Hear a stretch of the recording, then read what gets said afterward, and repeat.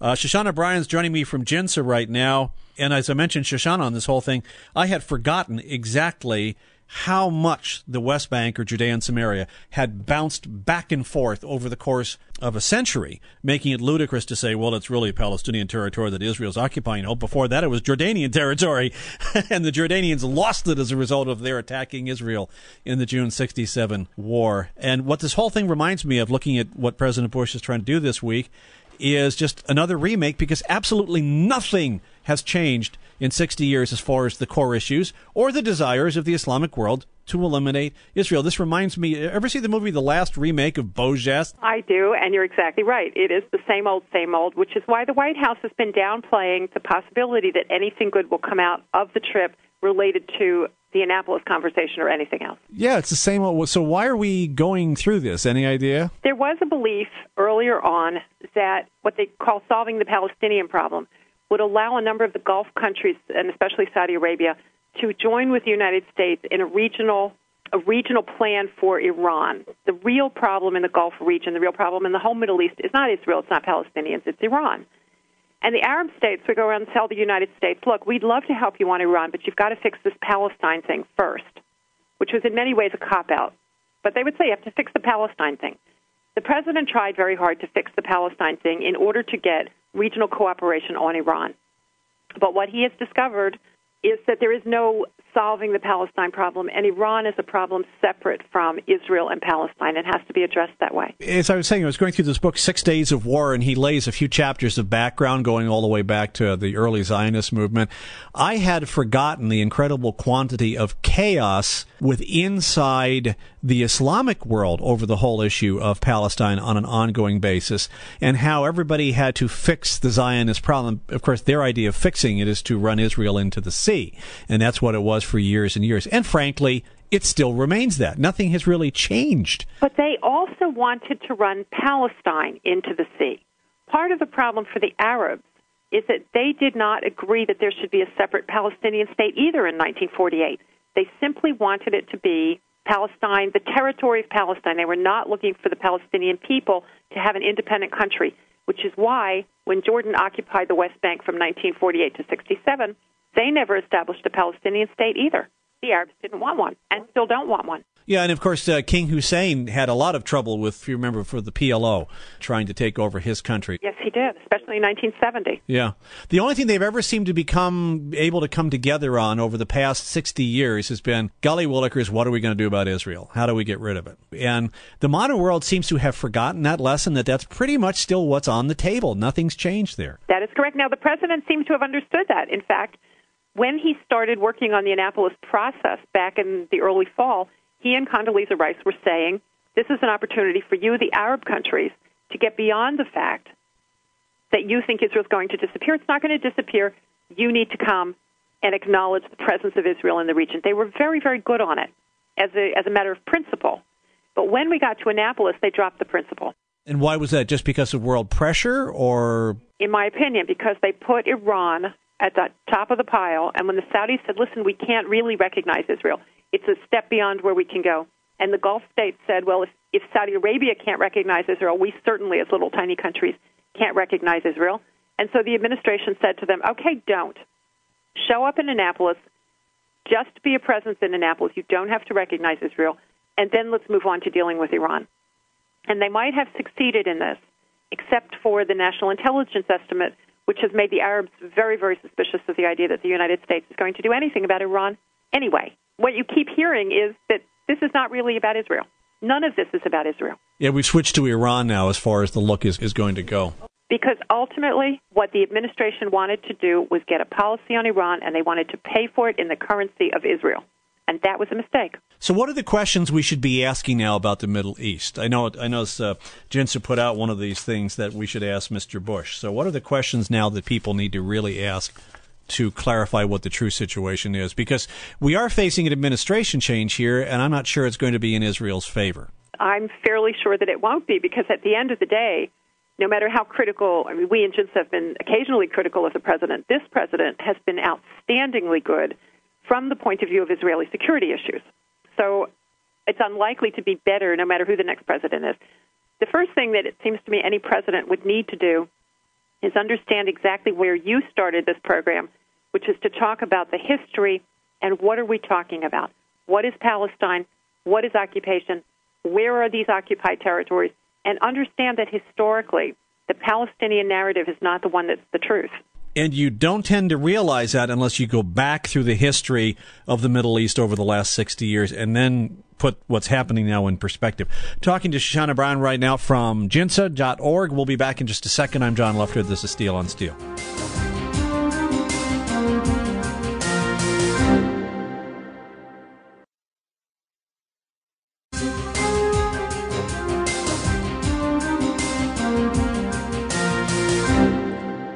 Well, we're called Steel on Steel. Welcome back to the show. John Lufter here, just getting back into the saddle after a couple of weeks off. It's amazing how everything we do, language, playing a musical instrument, driving a car, flying an airplane, whatever you happen to do, and doing radio. You know, when you're doing radio on a week-to-week basis, day-to-day basis, it just sort of flows. But as soon as you get into a new environment, even though you know what you're supposed to do, it just doesn't have the same flow to it. Same thing when you've been away for a while.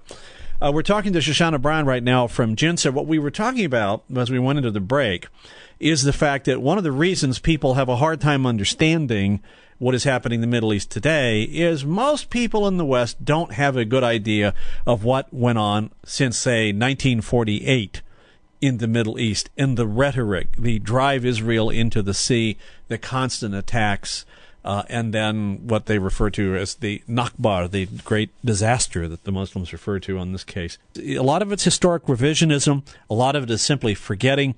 But there are new histories of the Middle East being constructed in the minds of the public, especially look at how the British press is virulently anti-Israeli and how they've been weaving a whole new story, much of which is just not true. Well, that's partly in the British case because the British were responsible for the mess. They created the mess by their inability to run the mandate properly. But beyond that, you're right. The actual narrative is not the one you see in the world's media. And so the reason we in JINSA wrote a series of questions for the president was to encourage people to ask themselves the question, how did we get to this point? What are we talking about? Most importantly, to ask the question, you know what Palestine would look like, more or less, in the president's formulation. It's sort of the West Bank and Gaza Strip and some arrangement for Jerusalem. And that's pretty much what everybody understands Palestine will look like. Somebody needs to ask the Palestinians, after a peace treaty, which land is left for Israel? And the answer is invariably, we're not ready to talk about that. Let's talk about where Palestine will be. Because fundamentally, the Palestinians don't want any of it to be Israel. But they can't admit that. They can't admit it because it will end the conversation with the U.S. president, any U.S. president. But then it's the Americans' fault then for not asking that question. That is a question that you must ask if you hope to have any future conversation about Palestine. All right. The other thing would also be that we hear about is the date that the occupation, quote unquote, of the West Bank began, the history of the West Bank. That's a terribly sticky subject since the Secretary of State of the United States and the President both referred to the occupation that began in 1967. To the extent that there was supposed to be a Palestine in 48, Palestine was then occupied by the Jordanians and the Egyptians, and Israel acquired it in the 67 war in the course of a defensive war. But when the Palestinians talk about occupation, they're talking, first of all, about occupation in Israel, and secondly, they talk about occupation that started in 48. And that's a big mistake for the United States to think that we're only talking about the West Bank and Gaza. Palestinians think that all of Israel is occupied Palestine. Right. When you hear about the West Bank, that's the big issue. So the West Bank was part of the original mandate. It was not part of Transjordan, however, originally. That is correct. Originally, Transjordan was on the east side of the Jordan. So what existed west of the Jordan as part of the mandate? Let's go back to 1948. Okay. In 1948, west of the Jordan River, when the United Nations did its 1947 partition plan, planning for the establishment of Israel and Palestine in 48, more or less, the West Bank and the Gaza Strip were what should have become a Palestinian state. When the British left, Israel declared itself an independent country. By the way, the UN does not create countries, which is an important point. The UN set up the conditions under which Israel could declare itself independent, right, and Palestine could declare itself independent. Right. So Israel did, and Palestine didn't. At the moment the mandate lapsed, you had a legal anomaly. The land that should have become Palestine fell into legal limbo. It's the unallocated part of the British mandate. that land was then occupied by Jordan. The United States never recognized the Jordanian occupation of the West Bank. Well, there never was a peace treaty either. There was simply an armistice, meaning we suspend hostilities for a while at the end of the 40. Right, okay. And so the famous green line where everyone says the 67 border is a border is not a border. It's only an armistice line. Right, it was never established as a border. So if hostilities start up again, it's there just like as far as when Israel goes into Syria, there's never been a peace between Syria and Israel, only armistice at some point or another. That's right. So then we moved up to the 67 war, and then Israel took it away from Jordan after Jordan attacked Israel. Right, which means that according to international law, Israel has more claim to it than Jordan ever did, having acquired it in the course of a defensive war. And that's where we are today. And that's where we are today. But the way it's presented in the media is Israel occupied Palestinian territory, which it was not. It was being held by Jordan at that time. That's right. Yeah, and so that one that goes there. Issue of settlements. When did that all start? Well, it depends on what you call a settlement. When the U.S. says settlement, they mean houses that Israelis build east of the armistice line in the, quote, occupied territory. When the Palestinians talk about settlements, they talk about all Israeli housing inside of Israel. So when the Palestinians say, look, we have to get rid of all the settlements, Americans hear Jewish housing in the West Bank and Gaza, and maybe they would agree with that, or maybe they wouldn't. But that's not what the Palestinians mean. They're talking about erasing Israel. All of it is settlements to them. All of it's illegal to them. Yeah. They consider the establishment of Israel to be a mistake. And they want the mistake corrected. That's it. There are some of them who want it corrected by killing everybody. There are some of it who want it corrected by having Israel agree to dismantle itself. But they want it fixed. Yeah, or they could dismantle it by, say, the right of return of refugees, at which point the demographics would turn it into an Islamic state. That is absolutely Abu Mazen's point. Yep, exactly. He does not particularly believe that the Palestinians can undo Israel by war, so he's willing to undo Israel by demographic. Right, and it would happen. It would definitely happen. Yeah, given the current rate of reproductions. It's a demographic issue right now, as a matter of fact. It's a minor demographic issue now. It will be a very big one if there was a right of return. If we look at Arabic media now, any change in the rhetoric? Is it still the same? See, the people in the West don't hear what's going on in Arabic. There is very little change in the rhetoric. There are occasional voices in the Gulf states. There is once in a while a voice in Egypt that says, look, we need to get over this because we have bigger fish to fry. But those are very lonely voices in the Arab wilderness. Sometimes at great risk, I would imagine, they voice that opinion. Tremendous risk. I was amazed as I went back through the history between 1948 and 1967. You know, like I said, I've been through this a dozen times, but you know how history lapses in your mind? Right. At the number of people who try to come to some rapprochement with Israel inside the Islamic world that were assassinated, killed, overthrown, exiled. It's what's called the Arab Street is what this particular author calls it. And all of the rulers in the Middle East from 1948 onward had to walk on eggshells whenever they did anything. A lot of the things that, say, for example, King Hussein did in Jordan had to be done under the table, you know. Absolutely. Because he couldn't make it appear like he was coming to some agreement. But he needed to be able to do that just to survive himself. I mean, Israel bailed Jordan's eggs out of the fire sometimes. More than once. And right. The one thing that's clear today is that King Abdullah in Jordan and Israel cooperate on the security issues. It's not a political love fest. It's not a great relationship, but it works pretty nicely because they are committed to each other's security, and that's probably the best you can do. Yeah, given the current circumstances. What I see as I look at this whole thing now is a lot of jockeying back and forth. It reminds me of two wrestlers. You know, when wrestlers first get into a lock, they sort of back and forth and tug, and it's a while before the thing breaks and one guy winds up on his back and the other guy on top of him, that type of thing. And we're sort of at the back and forth stage in this latest round. You know, they keep talking about a peace process. There is no peace process. It doesn't exist. Where do you think this thing will break, both with the Palestinian-Israeli issue and also with Iran? Do you have any sense of that? The Palestinian-Israeli thing will probably break one day when Hamas hits something really important in Israel with a missile.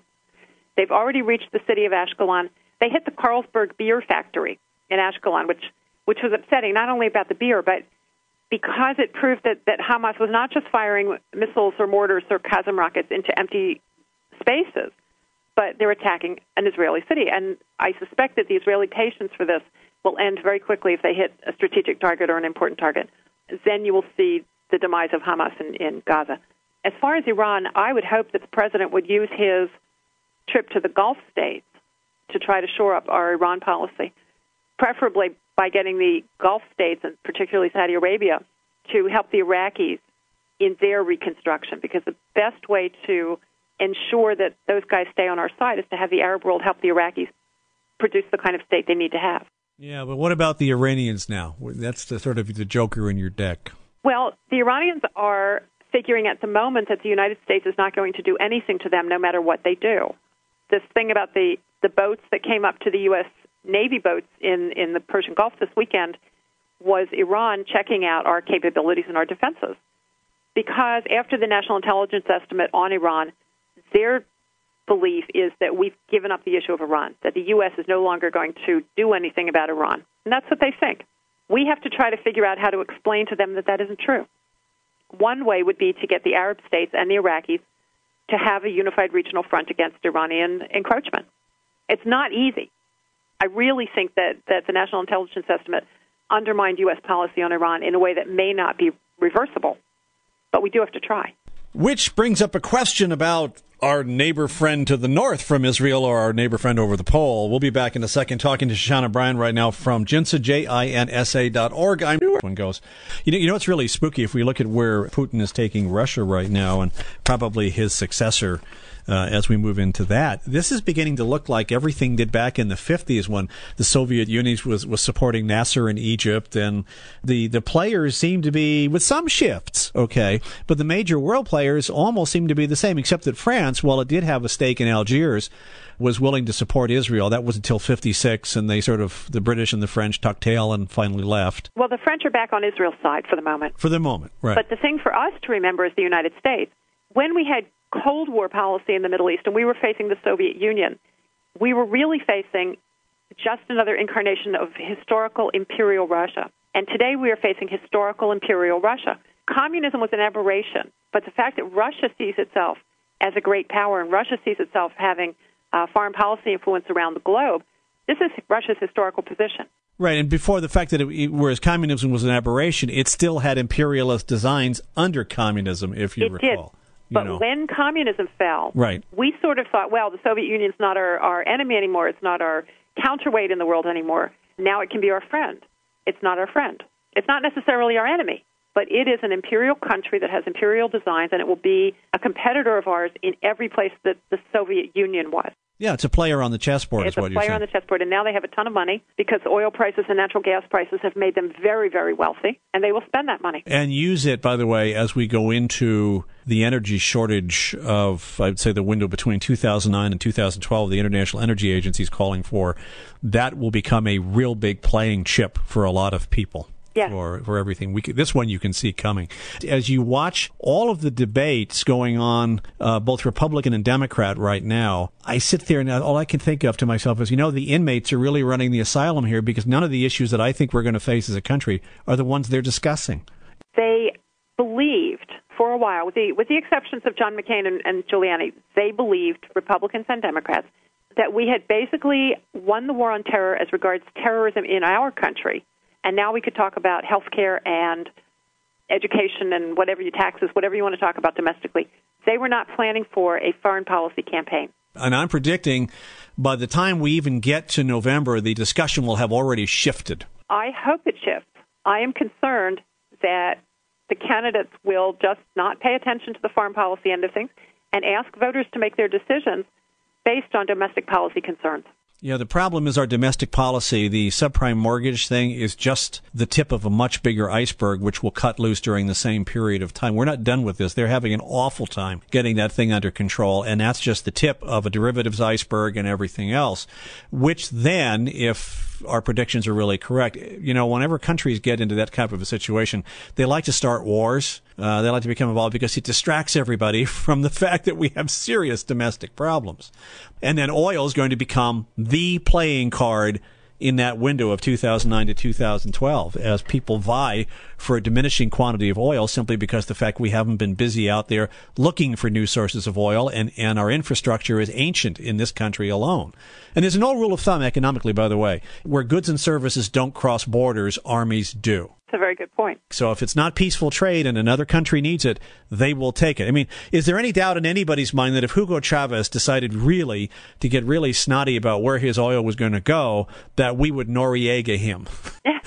In my mind, there is no doubt whatsoever that is exactly what would happen. Actually, I don't think there's any doubt in his mind either, which is why he hasn't done anything about it yet. That reminds me of the days that Ronald Reagan took care of Gaddafi. You remember that? I do. There's always a silver lining. One of the things you see in Venezuela is that without Western investment, Venezuelan oil production has been declining rapidly for the last 3 or 4 years, and it's going to decline even more rapidly in the next couple of years. Far from being bad news for us because it takes oil off the market, it prevents Chavez from paying for the things that he's paying for now that upset us. And you could find Chavez's regime destabilized because he doesn't have enough cash to pay people off. This could be good news for us. The fatal mistake that anyone makes is they nationalize their oil companies. And as soon as they do that, that makes international investment very leery about getting in there. And then they begin to realize there's nobody coming in, pouring in the money to build the oil fields and the ongoing infrastructure they need. And it does create a downward spiral, but for some reason they never seem to learn this ahead of time. Well, the Russians, by the way, may face the same problem because the Russians are not producing increasing quantities of oil. In fact, they're producing decreasing quantities of oil at a higher price. They also need Western investment. And this is why I say the Russians are not our enemies. They're our competitors, but they're not our enemies. There are places where U.S. interest and Russian interest come together. They're not interested in a nuclear-capable Iran. They are interested in production of energy at reasonable prices, but we have to have smart leadership because there are other places where the Russians are perfectly willing to poke their finger in our eye. Yeah, but the Russians also have started to try nationalization as well, and as soon as somebody does that, investors are really spooky about pouring their money back into a place. You can't blame them. That's true. I think the Russians are smarter than the Venezuelans, though. Yeah, I think so, too. Any closing thoughts? Well, as we kick off the new year, we'll just monitor all these situations. It's going to be an interesting year in a run-up. This is now the silly season, as I call it, before the elections. The most interesting stuff will be happening in our country, actually. The things that people should keep in mind, the Palestinians and the Israelis are not going to make a deal. They can't. The Palestinians are too weak. The Palestinians are actually having a civil war at the moment, right? Which everybody has decided not to pay attention to. So if you don't pay attention to it, it's not happening. Yeah. On the other hand, Iraq is radically improving itself. The president may end up with his legacy being a reasonably stable Iraq. Talking to people inside the operations over there, they are saying the surge really did work. If you notice, by the way, it has also dropped off the media's radar screen for the most part because while it was going badly, they were more than happy to report. Now that things are going better, they don't want to talk about it. I think that's true. Your website is, fill in the blank. My website is www.JINSA, JINSA.org. Okay, Shoshana Bryen, I really appreciate it. We will talk to you later in the year as things, I was going to say evolve, I guess is a better word. Thank you for having me.